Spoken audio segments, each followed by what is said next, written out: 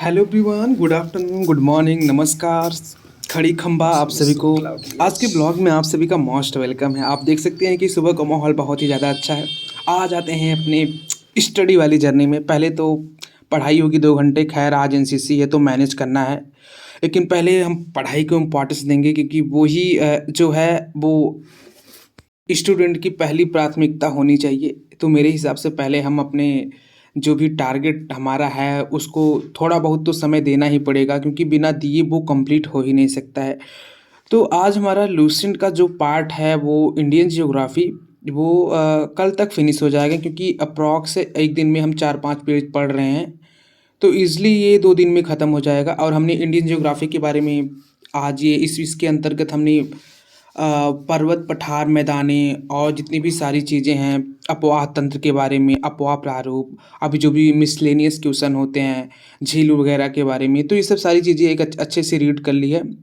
और रीड करने के बाद फिर फाइनली 1 घंटे का टाइम हमारा समाप्त हो जाता है। और आज से हमको अपने बी सर्टिफिकेट की तैयारी करनी है, तो एनसीसी को भी थोड़ा बहुत टाइम देना पड़ेगा। उसका भी अपना सिलेबस होता है, क्योंकि अगर आप प्रॉपर अच्छे से सिलेबस नहीं पढ़ेंगे तो आप एग्ज़ाम में मतलब एक अच्छा स्कोर नहीं कर पाएंगे। तो इसलिए उसकी भी क्लास प्रॉपर अच्छे से लेनी पड़ती है। तो आज की क्लास में हम बेसिकली पढ़ेंगे क्या, आज की क्लास में हमने ऑल अबाउट एनसीसी के बारे में जाना, और एनसीसी की ज़रूरत क्यों पड़ी इंडिया में, और वो कैसे आया, किसने किया, उसके बाद क्यों किया, इसके बेनिफिट क्या हैं, उसके बाद इसका एम, मोटो, ये सब सारी चीज़ें क्या हैं। आज के जो हमारा ये टॉपिक है, इतना हम फिनिश कर लिए हैं। और हमारे पास कुछ एमसीक्यू के क्वेश्चन के पेपर हैं, उसको भी देख रहे हैं, जिनमें हमने 4 चीज़ों के बारे में सीखा है। इंसा पहला होता है 2.2 राइफल्स, दूसरा होता है 7.6 mm SLR, और तीसरा होता है 5.56 mm इंसास,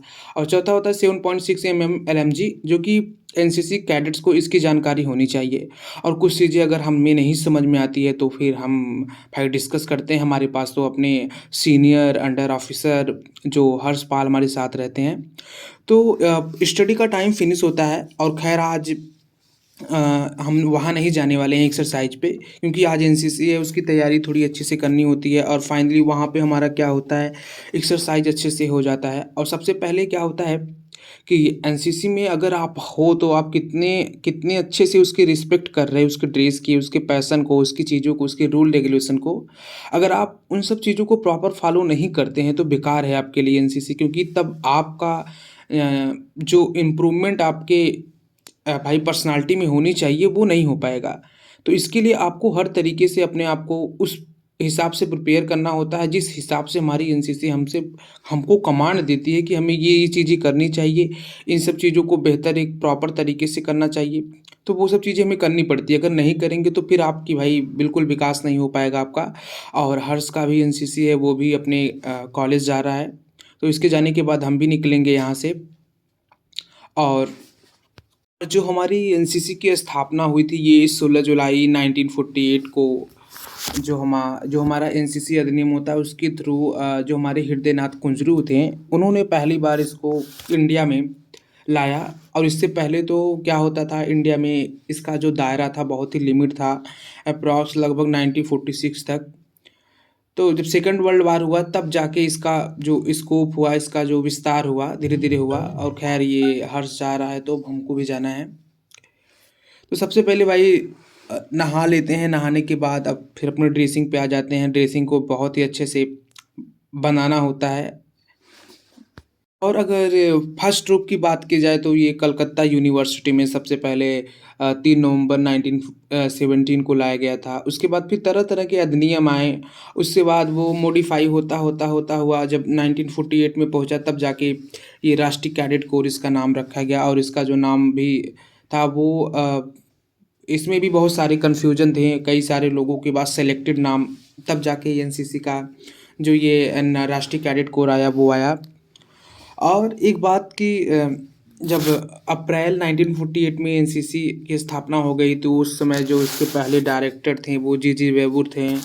और उसके बाद 1954 में ब्रिगेडियर की रैंक आई, फिर 1961 में मेजर जनरल की रैंक आई, 1962 में फिर जनरल एनसीसी के जो प्रथम महानिदेशक थे उनका नाम RS पेंटल था, फिर लेफ्टिनेंट की रैंक आई। तो फाइनली हम पहुंच चुके हैं अपने ग्राउंड में और अभी बज चुके हैं 11:45। तो 11:45 पे हम लोग की उपस्थिति वहाँ हो जानी चाहिए, क्योंकि बहुत सारे लोग अगर लेट आते हैं तो उनके लिए भी पनिशमेंट की व्यवस्था की जाती है। हमारे जो भी सीनियर होते हैं वो उनको पनिश देते हैं, और ये पनिश में हमको क्या दिया जाता है, बेसिकली रनिंग करने के लिए, नहीं तो पुशअप लगाना होता है, नहीं तो पैर के बल बैठ के कूद के चलना होता है। तो पनिश भाई है ही, इसमें कंपलसरी है, आपको पनिश मिलेगा अगर आप टाइम पे नहीं आएंगे तो।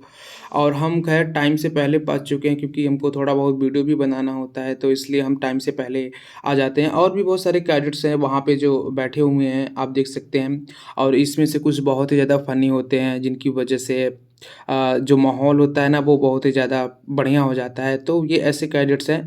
और यहाँ पे जो फर्स्ट ईयर सेकेंड ईयर है, दोनों ग्रुप वाले हैं। तो जो फर्स्ट ईयर वाले हैं वो उनका तो अभी एग्ज़ाम नहीं होना है, लेकिन जो सेकेंड ईयर है बी ग्रुप वाले, उनका एग्ज़ाम फरवरी में स्टार्ट होने वाला है। तो फरवरी से उनका एग्ज़ाम हो जाएगा, और बेसिकली उनको अगर एग्ज़ाम में 33% मार्क्स उनको अचीव करना होता है। अगर उनका उतना मार्क्स नहीं आता है तो वो फेल माने जाते हैं, फिर से उनको एनसीसी करना पड़ेगा, उनका सर्टिफिकेट जो होगा उनको बन के नहीं मिलेगा। तो ये सब सारी चीज़ें होती हैं, और ये सब चीज़ें हमें वहाँ जाकर ही पता चला कि एनसीसी में ये सब चीज़ें होती हैं। और पहला दिन एनसीसी हर किसी के लिए नया होता है, लेकिन धीरे धीरे चीज़ें समझ में आती हैं कि वास्तव में एक सोल्जर की लाइफ किस तरीके से होती है। और इसमें वो सारी चीज़ें आपको अनुभव कराई जाती है जो एक सोल्जर की लाइफ में होता है। और यहाँ पे ये अब रिफ्रेशमेंट होने के बाद सब अपने अपने घर जाने वाले होते हैं, क्योंकि कॉलेज की भी छुट्टी हो चुकी है। और टाइमिंग भी प्रॉपर 2.5 घंटे का टाइम होता है। 2.5 घंटे की टाइमिंग में हमारी क्लास भी चलती है। क्लास चलने के बाद फिर कुछ चीज़ें जैसे, और कुछ लोग ये देखिए आप प्रॉपर यहीं से ड्रेस चेंज करके जाते हैं, और जो भी अपनी खाकी है वो पहले तो सिविल ड्रेस में आते हैं, लेकिन जब यहाँ टाइमिंग हो जाता है तो वो खाकी में आ जाते हैं। तो भाई अगर आप भी लोग भी एनसीसी में आना चाहते हैं तो अपने आप को फुल प्रिपेयर कीजिए। एनसीसी में बहुत ही ज़्यादा मज़ा है, और यहाँ पे जब आप आएंगे तो आपको समझ में आएगा कि वास्तव में कितनी अच्छी लाइफ होती है। आप औरों से बहुत ही ज़्यादा अलग दिखेंगे, क्योंकि इसका पैशन ही थोड़ा अलग है। और अगर आप औरों से अलग दिखना चाहते हैं, आप अपने अंदर कुछ अलग जानना चाहते हैं, पहचानना चाहते हैं, तो आप इस फील्ड में ज़रूर आइए, क्योंकि इस फील्ड में वो चीज़ें हैं जिसकी आपको ज़रूरत है शायद। और ये आपकी पर्सनालिटी डेवलपमेंट में बहुत ही ज़्यादा क्या करेगा, आपको हर दिन इम्प्रूव करता जाएगा। ये हमारे सीनियर लोग हैं जो थर्ड ईयर के फाइनल ईयर, तो ये हमें कमांड दे रहे हैं कुछ चीज़ों को करने के लिए, क्योंकि जो भी टेबल कुर्सी वहाँ पे बहुत सारी चीज़ें होती हैं जिनको लाना ले जाना वो फर्स्ट ईयर के कैडेट्स का काम होता है। तो इनका काम यही होता है कि वो हमें कमांड देते हैं, और कमांड देने के बाद भाई सब कुछ ख़त्म हो जाता है। और ये हमारी जो एनसीसी की क्लास चलेगी ये 26 जनवरी तक चलेगी, यानी रिपब्लिक डे तक चलेगी। तो वहाँ से हम फिर अपने रूम पे आ जाते हैं, और ये रहा हमारा रूम जहाँ हम रहते हैं। इसके सेकंड फ्लोर का पहले नंबर का दूसरा रूम है, वहाँ हम रहते हैं। और पहुँचने के बाद देखते हैं कि हर्ष आ चुका है और वो अभी मूवी पे जुटा हुआ है।